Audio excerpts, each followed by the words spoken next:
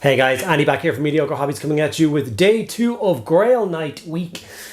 Still seems kind of crazy that I'm dedicating an entire week to painting a single unit of Grail Knights, but I put out the first video yesterday and to great success. You guys seem to be still lapping up the old world content and you are very excited to see all the different Grail Knights I do in 5 different unique color schemes. So that makes me very happy. It makes me confident to proceed with the rest of the week, giving you those knights. Today's knight is actually going to be based off of a scheme that I got off of Eric's Hobby Workshop. He has a beautiful yellow and black scheme. He has a whole story behind it and stuff like that. If you want to check that out, it's in his latest video where he worked on Bretonnians. Very nice video. So a big thank you for him for inspiring this particular color scheme. So it is going to be yellow and black.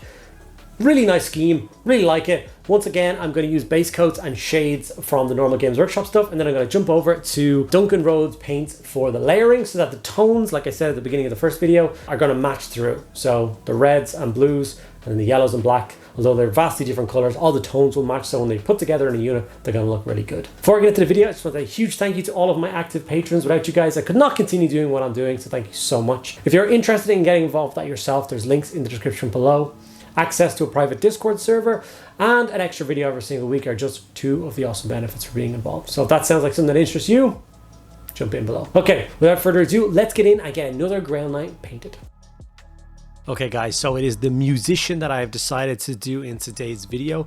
And like I said, I'm using the paint scheme from Eric's Hobby Workshop video. If you don't know who he is, you're living under a rock. Go check out his channel and check out his latest Bretonnian video. It's very, very good.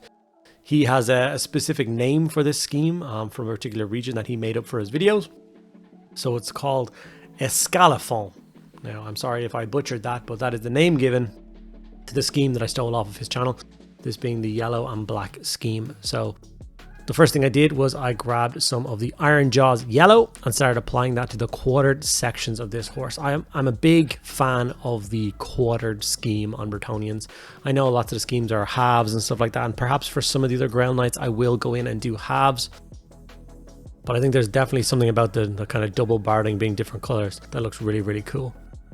So Iron Jaws yellow was placed in the entire middle. Obviously you can see I quartered the shield and quartered the flag that is hanging off of his trumpet.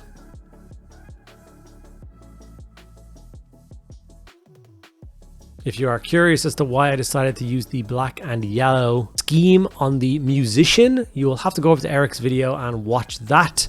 And then perhaps you can figure it out and let me know in the comments if you figured out why. But yeah, after I moved over to Black Templar and started applying that to the alternate sections of all the barding. Being careful not to hit the yellow because it will, of course, stain it quite badly and it'll just be a bit of a pain in the backside to try and clean it up and get those straight lines looking well. This shield was a bit of a pain because of the intricate detail designed onto it. So quartering it was a bit of a pain, but we managed to get there in the end.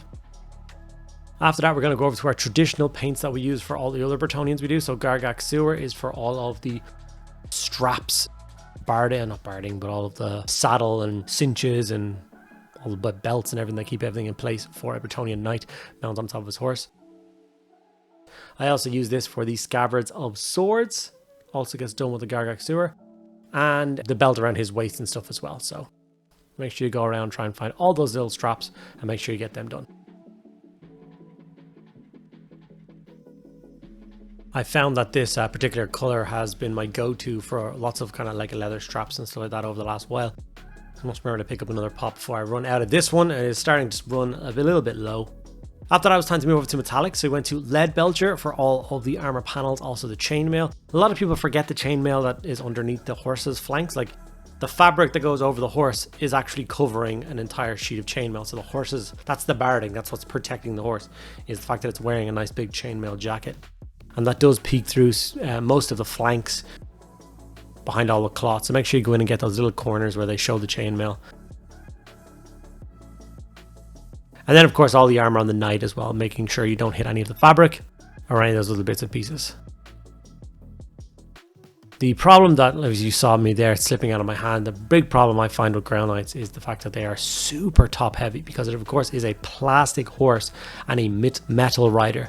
Yesterday's video was even worse with that big metal heavy banner. And that's why I spent a bit of time and I varnished them and everything at the end, because obviously these things are going to perhaps get knocked around, or they're going to kind of tip over on the battlefield. I don't want them to get chipped. So to try and mitigate that as best I can, I'm going to use things like varnish, which I haven't touched in about a decade of hobbying. I haven't felt the need to varnish miniatures after I'd finished painting it. I know a lot of people are not fans of metal miniatures. For some reason I am. I always quite enjoyed them. I like the weight of them in my hand. I like the finished result. I like kind of throwing them around the tabletop. Obviously not really throwing them around the tabletop because they'll explode and it'll be a very sad time. But there's something about, like, you move a unit of Knights of the Realm and they're plastic and they're light. And then you move a unit of Grail Knights and you feel the weight. You get that these guys are more important than a standard unit of Knights. It gives you that kind of emphasis. And maybe I'm just crazy, but I've always quite enjoyed it. Bit of Dark Oath Flesh for the skin. And Retributed Armor Gold for all of the gold trim on this guy. After this, we are going to go on to, once again, Nuln Oil. Nuln Oil has been the shade that we've used across the entire Bretonnian army. That is the color that has shaded them all. And that's the one that I will continue to use to shade all of these miniatures as I'm going. Once again, it's just that little extra touch that pulls all of the tones together across an army. Helps them match in. It also helps with the horses. So I tend to not put a lot of effort into the horses. I don't really have a lot of time for them. And there's such a small amount of the horses showing. And I also feel like people aren't really looking past the detail on the knight at the horses. So the horses that I did in this particular video, for instance, was sprayed with the grey sear and the black like everything else has. Then I was hit with the Nuln Oil. And then I didn't touch it again. I just spent all my time working on the knight and making the knight look beautiful. And then when you look at a guy in the final verdict, nobody notices the horse, whether I've layered it or haven't layered it. Okay, as you've seen, I went for the Duncan Rhodes yellow triad for this particular one. Now, obviously, we didn't use the first coat, the beginning of the triad, the base coat. We've gone straight into the mid-tone. Because we were jumping in at the mid-tone and this base coat doesn't exactly match that one, I did have to do 2 coats of this particular yellow to get a kind of smooth and solid coat. We all know yellow is a bit of a pain.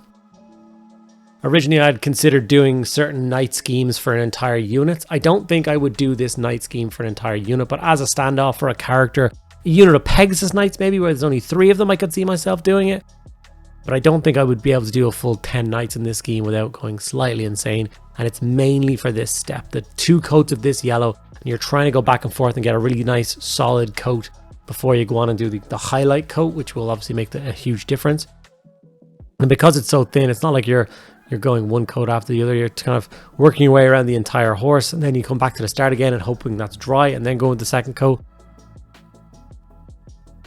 It can be a little bit discouraging, but when we get it there, it looks nice. And then we can obviously jump up to the yellow flame, which is the final highlight of the yellow triad. And we go in with a really nice sharp highlight. Obviously, we're not going for a solid coat anywhere near it like we did with this one. So we're following those folds. And then even when we get to something like the flat of the neck, you can see I'm very much just kind of feathering the yellow on. I want to leave lots of kind of scraggly detail in the fabric.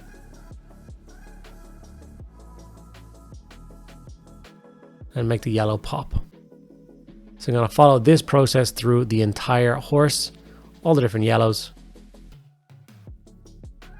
Try not to overthink it. Like I said, this model is a dangerous one. Yellow is always a pain to paint. I believe it is the most difficult color to paint. If you think I'm wrong, let me know in the comments, but I think yellow is for sure it's definitely my Eleanor. My unicorn. So with the last highlight of the yellow done, the yellow looks something like this. Now, see, it's quite bright lights in, so it's kind of hard to see the highlights. But when I get to the photos at the end, you should be able to see what it actually looks like. From here, it's time to move over to the blacks. So I've gone over to Death Reaper and then Dungeon Stone Grey for the mid-tone and highlight from the Duncan's paints. And we're going to hit the black with this as well. Now, obviously, we want to add a nice bit of texture and detail into the black as well. So we are going to push ourselves up into those grey tones. And then by the end of the painting process, it doesn't look grey. It still definitely looks like a kind of nice black fabric cloth. We're not going into crazy bright greys or anything like that. Like Dungeon Stone Grey is the brightest we go. And that is a very dark grey. But once again, this stage is very helpful because you take your time with this stage, this particular bit here. The mid-tone, you can definitely tidy up any mistakes you made with the yellow. Make those lines really crisp, really sharp.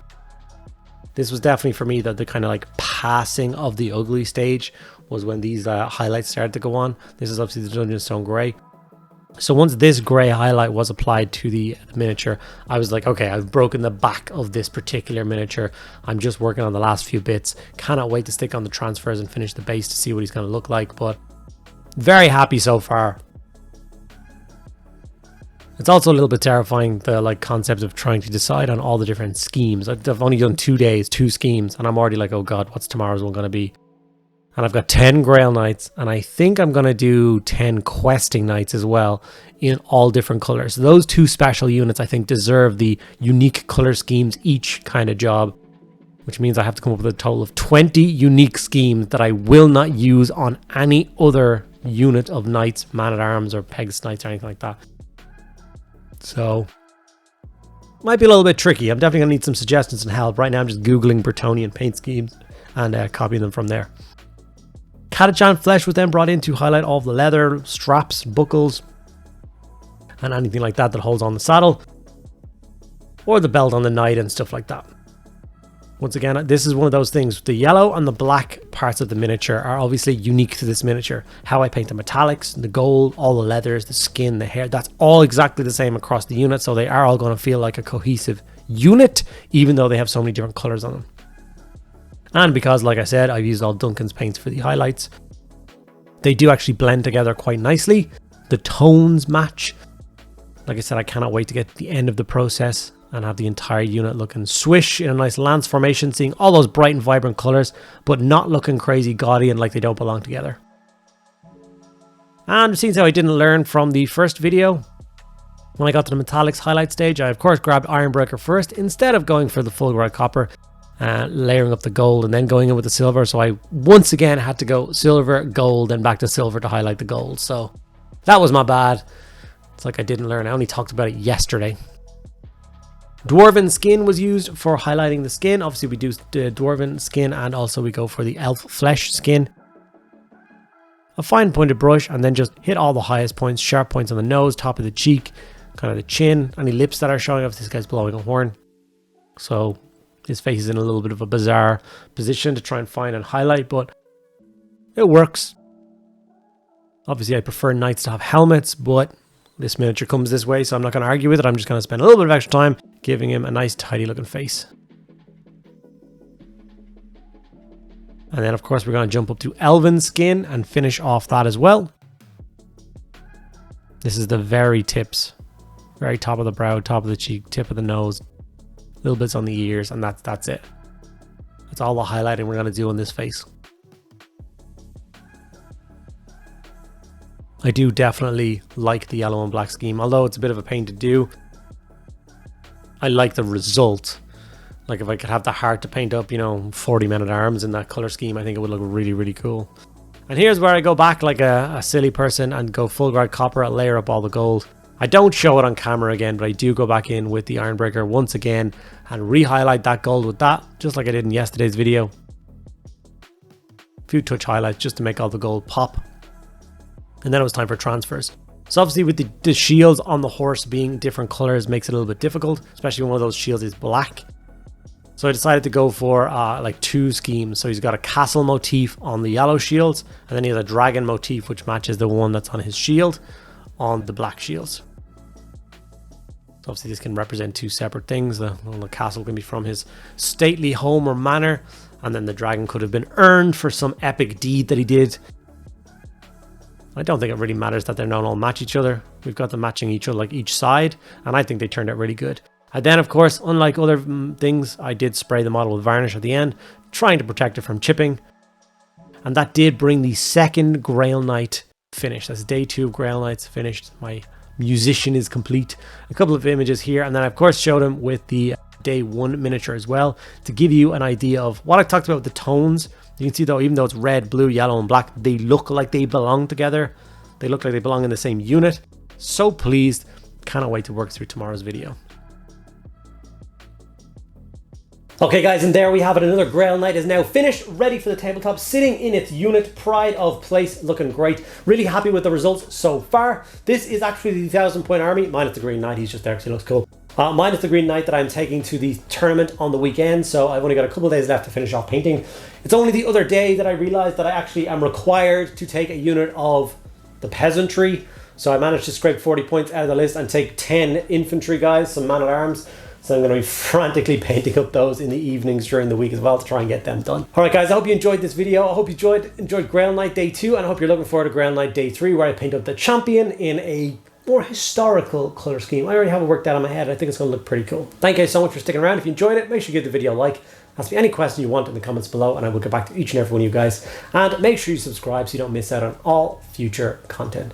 And the potential to win a Titan at the end of the year. A Warlord Titan, no less. Alright guys, thank you so much. See you again.